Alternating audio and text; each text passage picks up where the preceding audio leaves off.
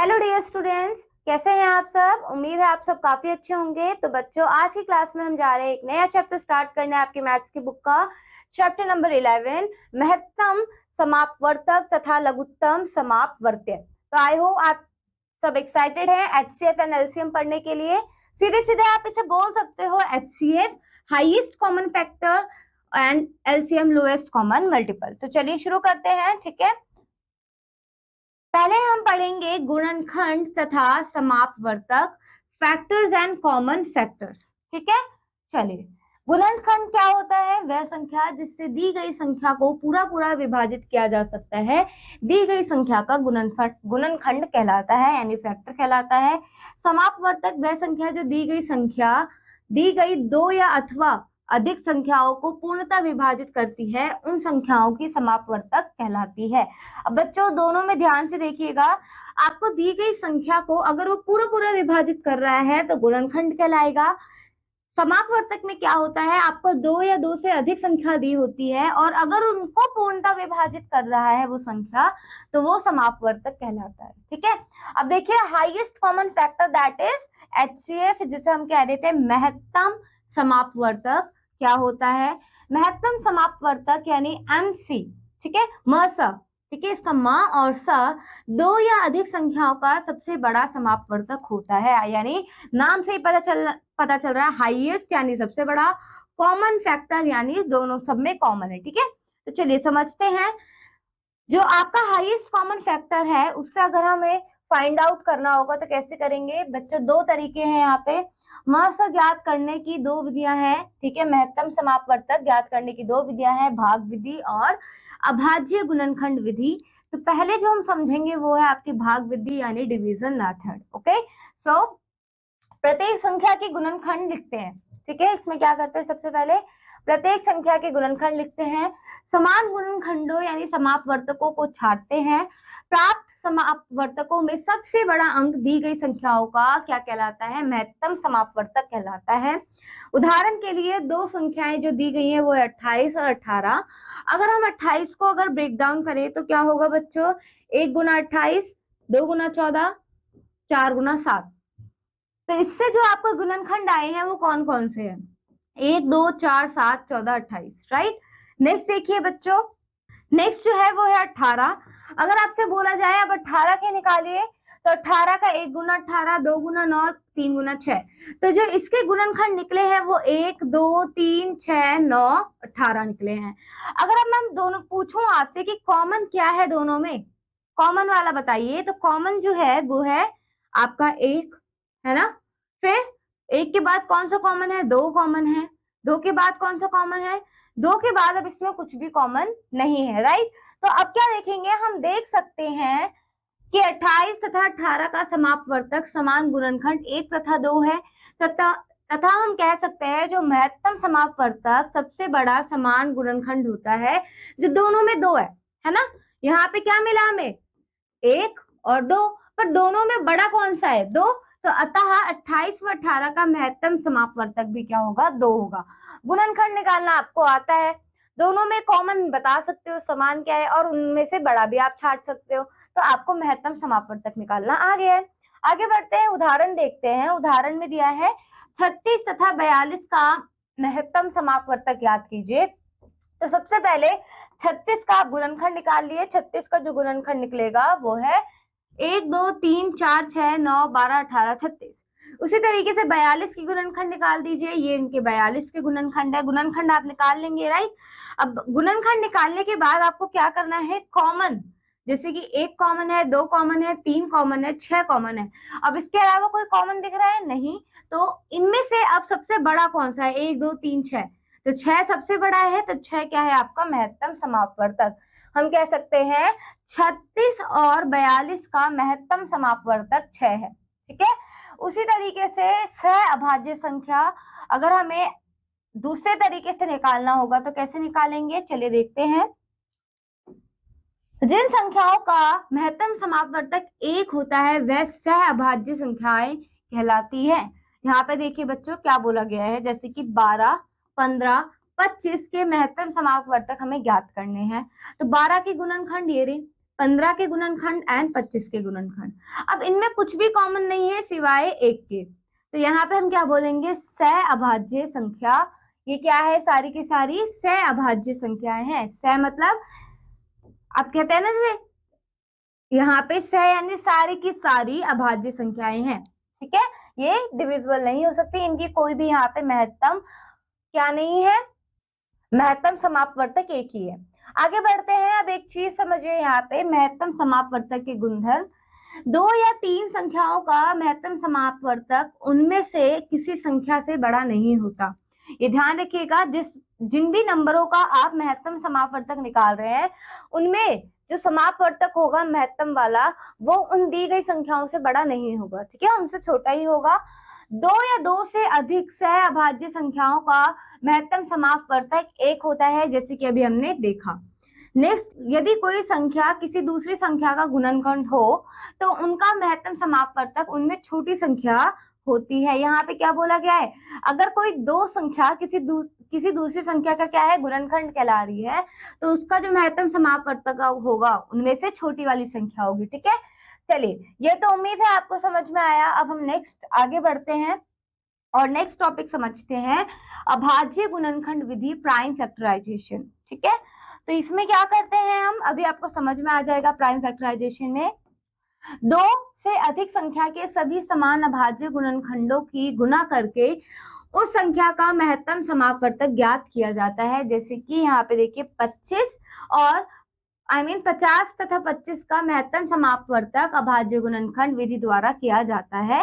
तो यहाँ पे हमारे पास एक प्राइम फैक्टराइजेशन मेथड होता है, उसको हम यूज करते हैं और क्या करते हैं, महत्तम समापवर्तक ज्ञात करते हैं। कैसे, जैसे कि बच्चों यहाँ पे बोला गया है आपके पास 2 या 2 से अधिक संख्या होगी, ठीक है, कि सभी समान अभाज्य गुणनखंडों की हम गुणा कर उसमें से क्या करते हैं, हम महत्तम समापवर्तक ज्ञात करते हैं। तो यहाँ पे आपको 50 दिया हुआ था, आपने प्राइम नंबर का ही यूज करके यानी अभाज्य संख्या का ही इस्तेमाल करके से क्या किया है, भाज्य किया है। इसी तरीके से 25 का भी किया है। और यहाँ पे देखिए 2 गुना 5 गुना 5 आया, 2 गुना 5 गुना 5, उसी तरीके से इसका 5 गुना 5 आया है ना।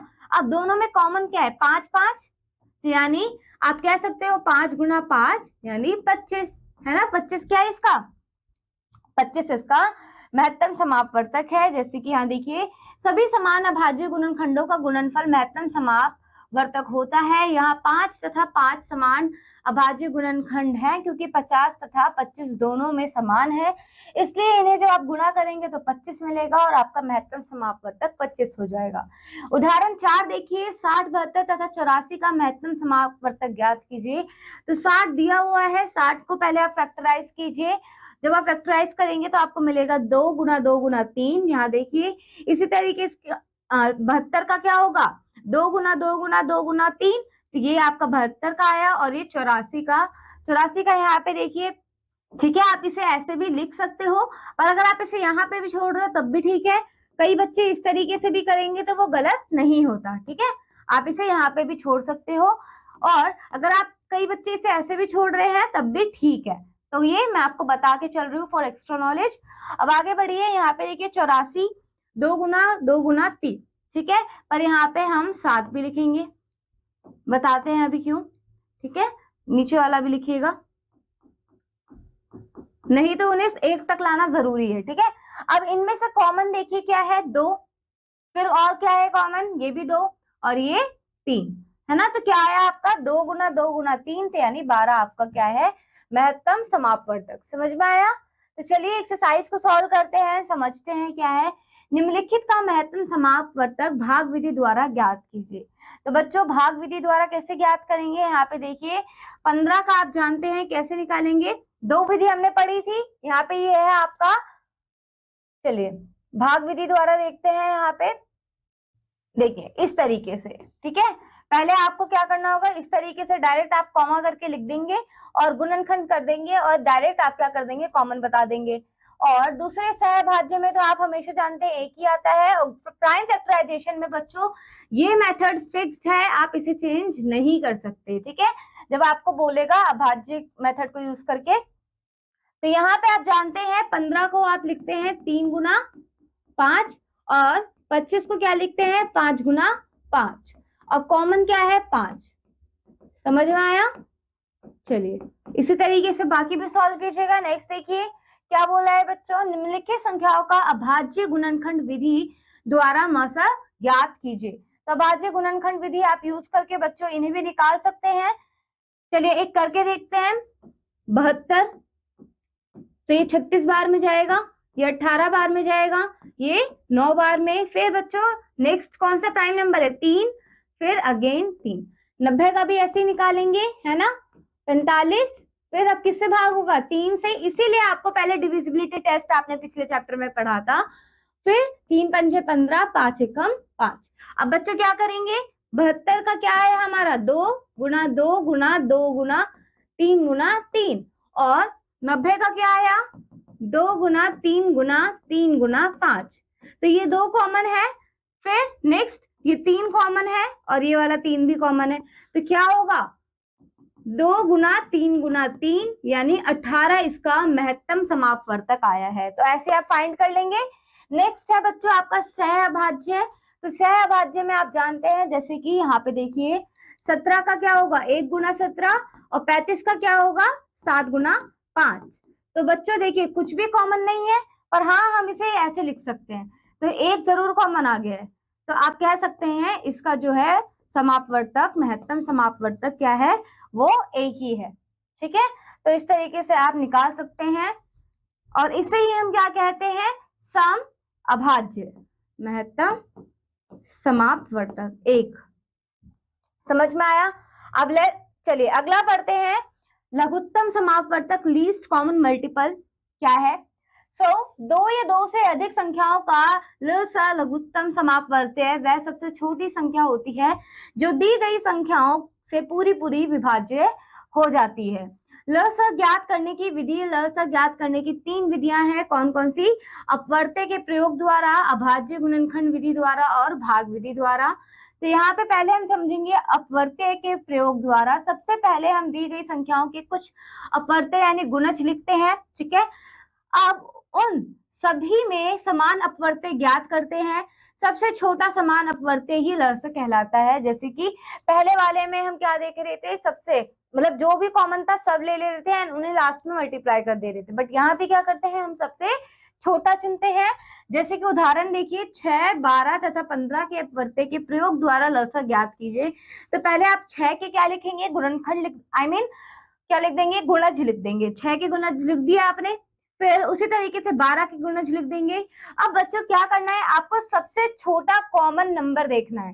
तो सबसे छोटा क्या है बच्चों? यहाँ पे देखिए क्या बोला गया है? अब उन सभी संख्या में समान अपवर्त्य ज्ञात कीजिए। तो समान अपवर्त्य बच्चों यहाँ पे एक संख्या हमारे पास और थी बच्चों 15। 15 के अपवर्त्य कहां से स्टार्ट है? 15, 30, 45, 60, 75। अब इन तीनों में सबसे छोटा क्या है? 60 है ना, क्योंकि 15, 30, 45 तो इन दोनों में है ही नहीं। 12 तो फिर भी है, पर क्या 15, 30, 45 है? नहीं। तो हम सबसे छोटा 60 मिला हमें। तो आप कह सकते हो 6, 12 तथा 15 का सबसे छोटा समान अपवर्त्य 60 है। 6, 12, 15 का लसा लीस्ट कॉमन मल्टीपल आपका 60 है। ठीक है, नेक्स्ट देखिए, नेक्स्ट मेथड यूज करते हैं। नेक्स्ट मेथड है अभाज्य गुणनखंड विधि द्वारा। तो इसे यूज करेंगे। सबसे पहले हम दी गई संख्याओं को उनके अभाज्य गुणनखंड के गुणनफल के रूप में दर्शाते हैं। पहली संख्या तथा दूसरी संख्या के समान अपवर्त्य गुणनखंडों को एक बार लिखते हैं। अब पहली संख्या तथा दूसरी संख्या के उन सभी अपवर्त्यों को भी लिखते हैं जो एक दूसरे से समान नहीं होते। इन सभी अपवर्त्यों का गुणनफल ही क्या कहलाता है? आपका लसा कहलाता है। उदाहरण देखिए, जैसे 12 तथा 30 का अभाज्य गुणनखंड विधि द्वारा लसा ज्ञात कीजिए। तो कैसे करेंगे? सबसे पहले इन दोनों संख्याओं के अभाज्य गुणनखंड ज्ञात करते हैं। ठीक है, यहाँ पे देखिए 12 दिया हुआ है। जब 12 को आप प्राइम फैक्टराइज यानी अभाज्य गुणनखंड करेंगे तो आपको क्या मिलेगा? 2 गुना 2 गुना 3। इसी तरीके से जब आप 30 का करेंगे तो आपको कितना मिलेगा? 2 गुना 3 गुना 5। एंड जब आप आगे बढ़ेंगे, यहाँ पे देखिए हमें तो लीस्ट कॉमन मल्टीपल निकालना है, तब उन गुणनखंडों को ज्ञात करते हैं जो दोनों में समान है। ठीक है, तो देखिए 12 का आपको यहाँ दिया हुआ है, 30 का यहाँ दिया गया है। तो कॉमन क्या है? 2 और 3, राइट? ये 2 और 3 कॉमन है। जो गुणनखंड दोनों में समान है उन्हें एक बार लिखिए, शेष गुणनखंड ऐसे ही लिखे जाते हैं। अब बच्चों देखिए जो कॉमन है उन्हें आप एक एक बार लिखेंगे, 2 और 3। अब जो बच गए हैं उन्हें शेष ऐसे ही लिख दीजिए, यानी 2 और 5। समझ में आ रहा है? जो कॉमन है उन्हें एक ही बार लिखेंगे, इसको ऐसे लिखा जाएगा 2 3। बचा क्या? ये 2 और नेक्स्ट क्या बचा? ये 5। तो अब आपका फाइनल क्या आया? 60। समझ में आया? तो इसी तरीके से आप लीस्ट कॉमन मल्टीपल निकालते हैं। नेक्स्ट देखिए भाग विधि द्वारा। सबसे पहले दी गई सभी संख्याओं को एक पंक्ति में उनके बीच में अल्प विराम लगाकर लिखते हैं। ठीक है, उसके बाद अब सभी संख्याओं को ऐसी छोटी अभाज्य संख्या से जिससे दी गई सभी संख्याओं को पूरी तरह से विभाजित किया जा सकता है भाग करते हैं। ऐसे भाग का भागफल नीचे दूसरी पंक्ति में क्रमशः संख्याओं को नीचे लिखते हैं। वे संख्याएं जो शेष विभाज्य बचती है उन्हें इस पंक्ति में ऐसे ही लिखते हैं। इस प्रक्रिया को तब तक करते हैं जब तक कि अंतिम पंक्ति में केवल सह अभाज्य संख्या ही शेष बचे। उसके बाद अंत में हम सभी भाजकों तथा अंतिम पंक्ति की सभी संख्याओं की गुणा करते हैं। प्राप्त गुणनफल ही अभीष्ट लसा कहलाता है। अब एग्जाम्पल से समझेंगे तो ज्यादा बेटर समझ में आएगा। जैसे कि संख्या दिया है 72, 84 और 96। हमें इसका क्या निकालना है? लसा यानी लीस्ट कॉमन मल्टीपल निकालना है। तो क्या करेंगे? इस तरीके से बच्चों लिखा जाएगा। हाईएस्ट कॉमन फैक्टर में आप अलग अलग लिखते थे, है ना, बट यहाँ पे आप क्या कर रहे हैं? यहाँ पे आप एक साथ लिख रहे हैं। ठीक है, रीजन क्या है? क्योंकि जो कॉमन होगा सब में वो एक ही साथ आ जाएगा। जैसे कि लॉजिक समझना है इसमें। ठीक है, क्योंकि ये भी 2 से डिवाइड हो रहा है तो 2 जो है उन तीनों में कॉमन आ गया, तो हमें क्या नहीं करना पड़ रहा, और स्टेप्स को बड़ा नहीं करना पड़ रहा है। यानी एक तरीके से ये शॉर्ट फॉर्म है। अब 72, 84 और 96 को जब 2 से भाग करेंगे तो 36, 42, 48 आएगा। उसी तरीके से दोबारा भाग कीजिए 18, 21, 24। अब बच्चों ध्यान से देखिए, ये जो 18 है सिर्फ यही 9 से भाग हो रहा है, I mean 2 से भाग हो रहा है। 21 और 24 2 से भाग नहीं हो रहा। तो 2 को आप कीजिए, बाकी वाली जो संख्याएं हैं उन्हें सेम लिख दीजिए। दोबारा समझिए क्या बोल रही हूँ इसमें। जो आपकी 36 है, I mean जो आपका 18 है और 24, ये तो 2 से भाग हो रहा है, क्या 21 हो रहा है? नहीं, तो ये एज इट इज लिख दीजिए, बाकी को भाग कर दीजिए। अगेन अब 9 भी नहीं हो रहा पर 12 हो रहा है, तो 2 से भाग कीजिए 12 को, 6 आया, और भाग करते रहिए जब तक आपको दूसरी संख्या के इस्तेमाल करने की जरूरत ना पड़े। अब यहाँ पे देखिए बच्चों, 6 से भाग किया 3 आ गया। अब तीनों ही संख्याएं 3 से भाग हो सकती हैं, तो ऐसे ही आपने भाग किया और यहाँ पे आपको ये फॉर्म मिल गया। अब इसको क्या करेंगे? आप एज इट इज मल्टीप्लीकेशन के फॉर्मेट में लिख दीजिए और आपका क्या आ जाएगा? लीस्ट कॉमन मल्टीपल आ जाएगा। ठीक है, चलिए अब यहाँ पे देखिए बच्चों, कुछ गुणधर्म यानी प्रॉपर्टीज है, उन प्रॉपर्टीज को समझते हैं। सबसे पहले प्रॉपर्टी समझे, 2 समान सह अभाज्य संख्याओं का लसा उनका गुणनफल होता है। ठीक है, यहाँ नेक्स्ट बढ़ते हैं।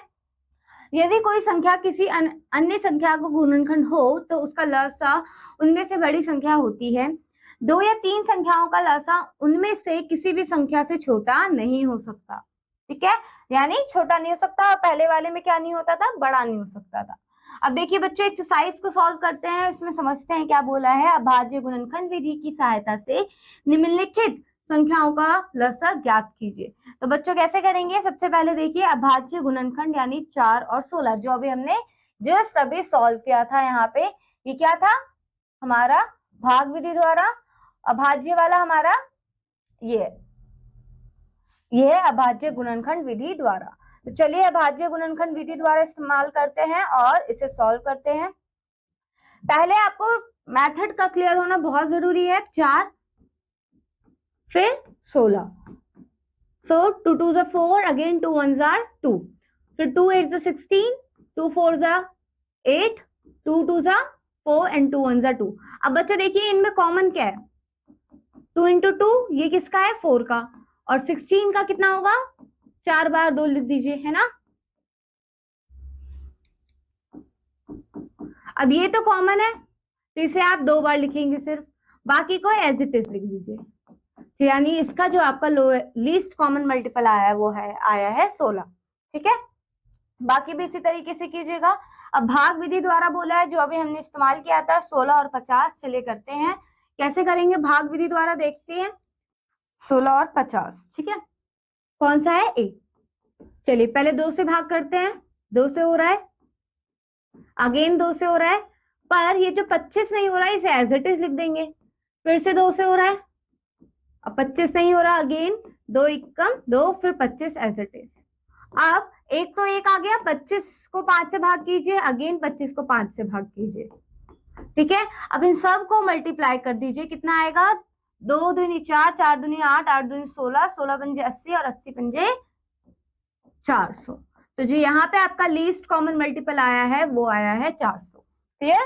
तो इस तरीके से आप इस क्वेश्चन को भी सॉल्व कीजिएगा। नेक्स्ट क्या बोला है, निम्नलिखित का लसा अपवर्त्य के प्रयोग द्वारा ज्ञात कीजिए। तो बच्चों हमने मेथड पढ़ा हुआ है, सो आई होप उस मेथड को यूज करके आप इसको भी सॉल्व कर ही लेंगे, ठीक है। सो इस चैप्टर में इतना ही। आई होप आपको ये टॉपिक क्लियर हो चुका है एचसीएफ एंड एलसीएम का। अब मैं आपसे मिलूंगी अगली क्लास में एक नए चैप्टर के साथ। Keep learning and keep exploring बच्चों। Bye bye.